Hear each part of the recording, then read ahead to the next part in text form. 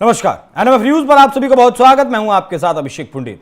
अटल बिहारी वाजपेयी साहब ने संसद में कुछ लाइनें कही थी कि सरकारें आएंगी, सरकारें जाएंगी, पार्टियां बनेंगी, पार्टियां बिगड़ेंगी, लेकिन ये देश रहना चाहिए। कांग्रेस पार्टी के लिए ये लाइन कही गई थी और आज उसी कांग्रेस पार्टी की हम जिक्र करेंगे।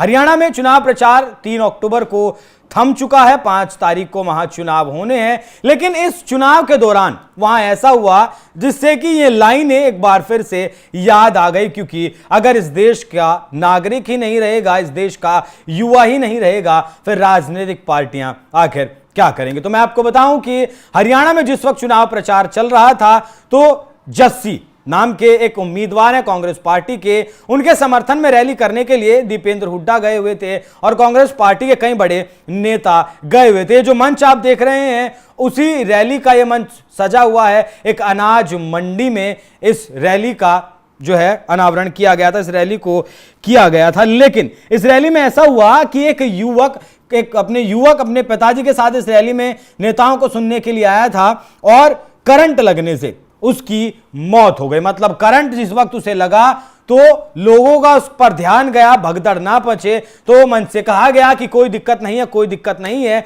इस युवक को अस्पताल लेकर जाइए। लेकिन अस्पताल ले जाने वाला वहां आखिर था कौन? घंटों बाद उसे अस्पताल पहुंचाया गया, तब तक वो युवक तड़पता रहा और अस्पताल जिस वक्त वो पहुंचा उस वक्त उसकी मौत हो गई। राहुल गांधी इस मामले पर चुप हैं, दीपेंद्र हुड्डा जो मंच पर मौजूद थे वो चुप हैं, किसी ने उस युवक की सुध नहीं ली।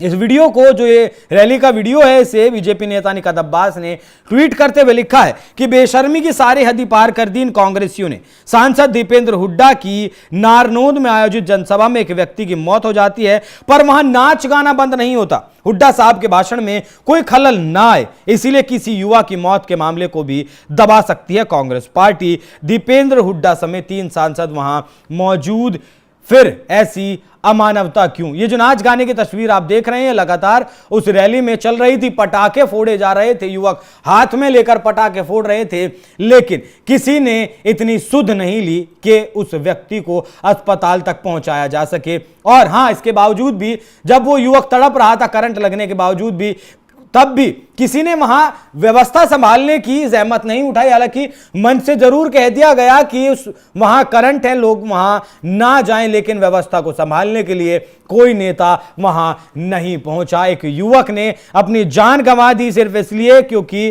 कांग्रेस पार्टी के नेताओं को बोलना था, मंच साझा करना था, अपने विचार रखने थे। इस वजह से राहुल गांधी, अगर ये घटना कहीं और होती तो क्या राहुल गांधी इसी तरीके से मौन रहते? नहीं रह पाते। लेकिन अब राहुल गांधी मौन है। ये ठीक वैसा ही है जिस तरीके से कर्नाटक में 1200 किसान आत्महत्या कर लेते हैं, लेकिन राहुल गांधी को उत्तर प्रदेश में हो रहे किसानों की हत्याएं नजर आती हैं और जो किसानों का बॉर्डर पर प्रदर्शन है वो नजर आता है, लेकिन अपने यहां अगर कुछ हो जाए वो राहुल गांधी को नजर नहीं आता। तो क्या वाकई में राहुल गांधी इस घटना से बेनकाब हो गए हैं?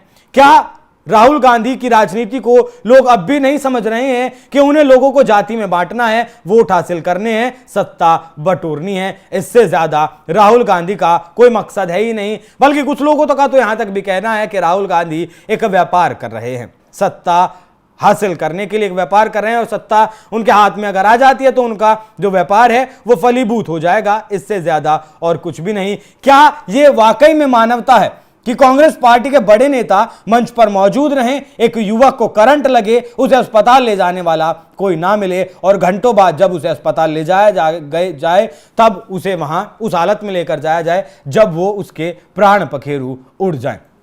तो जो कांड कांग्रेस पार्टी की इस रैली में हुआ था वो वाकई में बहुत गंभीर है, दर्दनाक है, दयनीय है। राहुल गांधी को इस पर जवाब जरूर देना चाहिए। आपकी इस खबर पर क्या राय, कमेंट कर हमें जरूर बताएं। नमस्कार।